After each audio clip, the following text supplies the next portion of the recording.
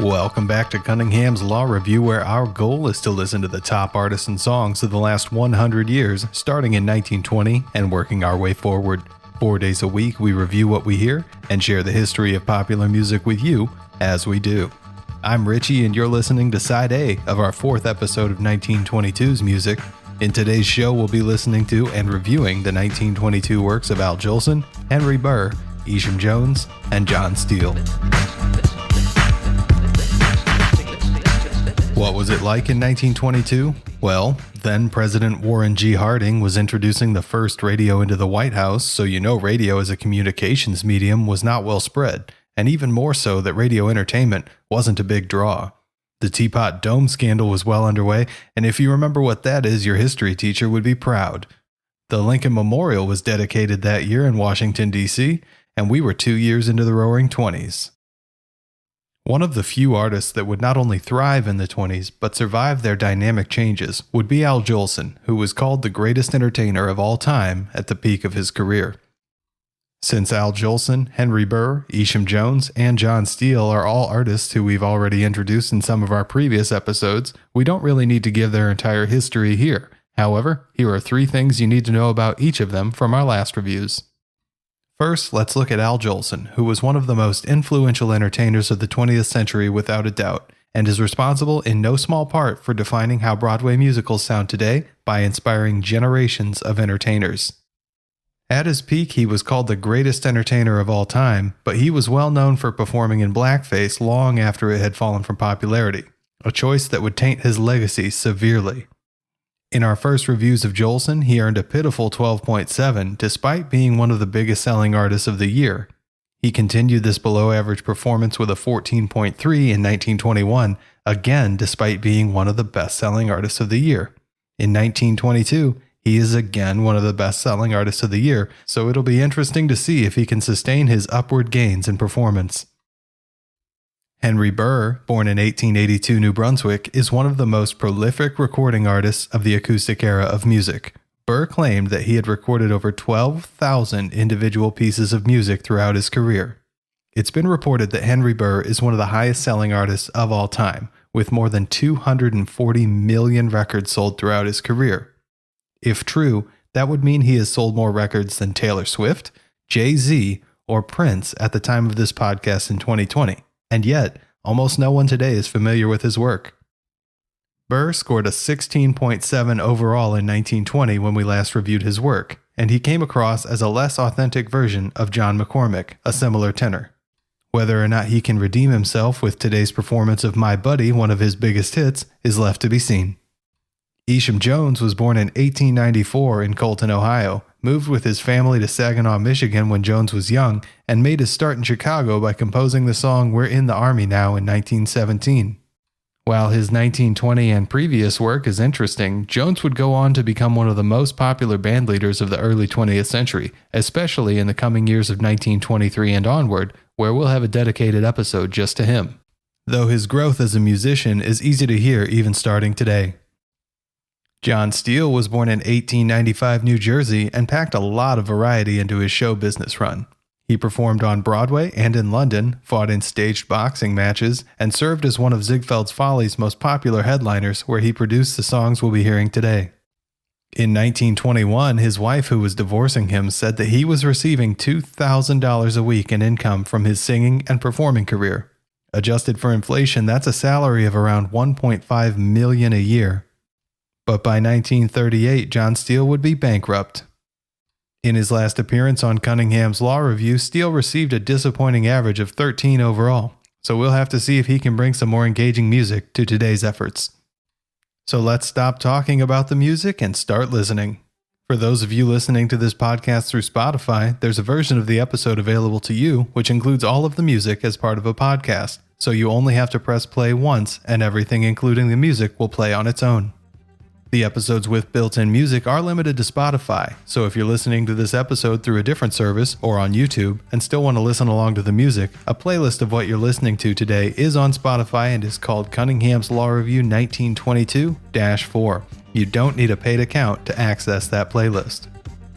You can also find a link to this episode on the Cunningham's Law Review subreddit at reddit.com/r/Cunningham's Law Review. We want to know what you think about our reviews and the music we're hearing, so make sure to join us on the subreddit, leave us an Anchor voicemail, or reach out on Twitter at Cunning Review. That's all for Side A of episode 1922-4. We'll see you for the reviews after the songs on Side B.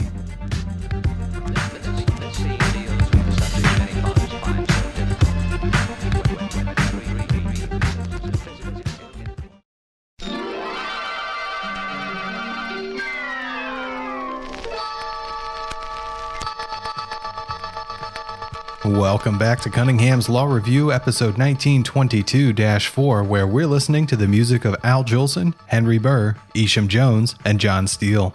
You're now listening to the B-side of this podcast, where we review each of the songs in today's music and talk more about the impact that these songs had. If you'd like to join the conversation, the Cunningham's Law subreddit will have a dedicated post for this episode at reddit.com/r/Cunningham's Law Review. We'd also love to hear from you through an Anchor voicemail or on Twitter at Cunning Review. I'm Richie, your host, and I hope you enjoyed the music or at least heard something new. In our first song of the day, Al Jolson reminds us that April showers bring May flowers in a surprisingly strange accent that almost seeks to imitate Irish tenor John McCormick. He rolls his R's in a way that he doesn't usually and tries to sing with a bass tone that he doesn't pull off, which makes him harder to understand than he should be. Authenticity, of course, suffers from this experiment in Irish style, and Jolson earns a 2. In terms of innovation, Jolson is still sticking to his tried and true ballad style of hammy singing in an attempt to convey sincerity. But considering the times, it's reasonable to assume that this was already starting to sound very outdated, and he receives a 2 there as well. Catchiness is a 2 because the accent does make you want to stop listening before you've finished, and mastery earns a similar 2 for those same reasons. Artistic statement is the only high point in Jolson's first song, and though this is a simple statement, the similes and imagery are better than nothing, and the song earns a 3 for a total score of 11 out of 25 points. Toot Toot Tootsie brings a big improvement over April Showers, and this song starts out with a much clearer recording and brighter, more joyful sounding Jolson for a 3 in authenticity. Innovation-wise, the song is a bit more engaging and features soloing accents and more complex music than most of Jolson's supporting music usually brings, and earns a 3. The catchiness is much better than in April Showers, and Jolson jazzes up the simple lyrics with his trademark repetition, earning a 3. Mastery and artistic statements are similarly 3s for a Micah score of 15 out of 25. For a sappy statement sung unconvincingly, Jolson earns a 2 in authenticity and artistic statement on Angel Child. It doesn't get much more simple than saying you're happy and that you have the love of someone you've chased after and are in love with. In Jolson's common ballad style, innovation earns a 2, and the song is of average catchiness, earning a 3. But Jolson's voice is not as full as the song demands, and especially in the refrain of Angel Child, he falls a bit flat. The song isn't extraordinarily demanding, and so he earns a 2 there. For 2s across the board except a 3 in catchiness, Jolson earns a total of 11 out of 25 for Angel Child. Al Jolson's low point for the year is definitely Give Me My Mammy, and it's just weird. Why does Jolson miss his mother to this extent? In some of the other songs that we've heard in this topic of schmaltzy infantilizing of the mother-son relationship, John McCormick was able to pull off the sentiment by presenting the longing for his childhood through the eyes of his childhood. But in this, Al Jolson is supposed to be a fully grown man who misses his mother this much. It just doesn't make a lot of sense, and it comes across as hammy and false, not to mention weird, for an authenticity score of 1. It's just so bad, it's jarring and distracting. The artistic statement is similarly ham-fisted and earns a 2 for portraying the relationship as so over the top as to be harmful to its intended message. Catchiness is okay, but slows down in the middle when Jolson starts slowing the lyrics down to a talk, and earns a 2. Mastery is similarly a 2 for the song being overly sentimental to a fault, and the music is neither innovative nor interesting, earning a 2 in innovation for a Jolson all-time low of 9. In another average Jolson song, at least Cuckoo has somewhat of a cute device with the birds singing to each other. This one is 3s across the board, but a 2 in innovation and authenticity for a total score of 13. Yoo-Hoo, on the other hand, plays as more of a Broadway song, since it's as if he's speaking to the audience and it's built around the gimmick of Yoo-Hoo. This song receives the same score as Cuckoo For having a simple device to make a below-average song a little better, the whistling in the middle is interesting, but it doesn't really deepen the song overall, for a total score of 13 with 3s in all categories except for innovation and authenticity, leaving Jolson with a 12 overall for his 1922 work. In My Buddy, our next artist, Henry Burr, recounts his sense of loss for a close friend, who we can assume was killed in World War I just by the timing of things. It's reasonable to assume that many people lost friends and family members in the war, since it claimed more than 8 million lives worldwide. With that being said, Burr does not come across as incredibly authentic in the song, which is surprising given the source material. But in the end, he sounds like he's thinking more about singing than the lyrics and song, and earns a 3. Artistic Statement earns a 4 for the honest depiction of loss, which in the hands of a more competent artist would be more obvious.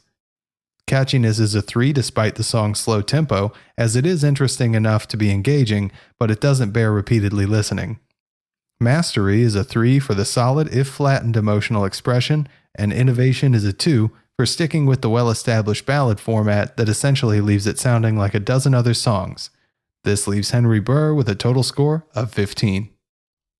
The World is Waiting for Sunrise is a great example of Isham Jones coming up, as his arrangement has a driven percussion through the use of banjo and bass from his saxophone and trombone. The music is playful and interesting and does a great job of presenting the song without lyrics by maintaining the different instruments to play the parts of vocals and avoiding repetition. The violin also sounds sweet and avoids shrillness. The World is Waiting for Sunrise receives a 3 in authenticity, artistic statement, and catchiness, but picks up a 4 in mastery and innovation for a total score of 17 out of 25. For the exact same reasons, My Honey's Love in Arms receives the same score, leaving Isham Jones with an average score for the year of 17. The clarinet solo, especially in the beginning, was impressive, and I really enjoyed its playful expressions. Also notable were the folksy violins about 2/3 of the way through the song, which was soft but very distinct in comparison to the more formal ways that everyone but Eck Robertson was playing them so far. Last time we heard from John Steele, he was less than impressive with his underwhelming acting, but he seems to have been practicing, and in our final song, Lady of the Evening, he is much more exciting with a stronger and more expressive voice, earning a 4 in authenticity and mastery with his final high note finish. The song was likely meant to be a standard performance piece on vaudeville, since Steele was a performer with Ziegfeld's Follies, but it stands alone well on its own and earns a 3 in innovation. In terms of statement, the song might be a double entendre in implying that the evening is a calming time lyrically, but leveraging that prostitutes are referred to often as ladies of the night, and implying that they too can make some troubles more distant in the dark. This interpretation earns it a 4, especially as that would have been a very risque statement back then. Finally, as a performance piece, this song was never going to be that catchy, but it does manage to transition to a recorded format well and earns a 3, leaving John Steele with a much improved annual average of 18, beating his 1920 score by a whole 5 points. And that's all for today's episode. At Cunningham's Law Review, we are thankful for every single person who listens to our podcast, as well as all the hardworking people who made the music that we listen to. Thank you all sincerely and from the bottom of our hearts.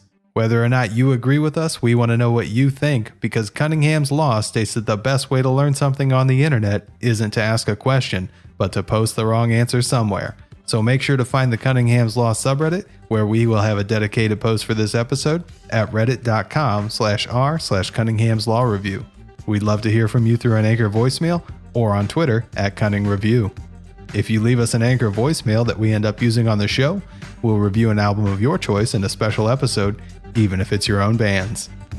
If you like what we're doing here, leave us a review on your favorite podcasting service and follow the podcast on Spotify. And if you don't like it, definitely don't mention that to anybody. Until next time, I've been your host, Richie, and you've been listening to Cunningham's Law Review. Our theme music is A Difficult Subject by The Insider, and nobody else works here.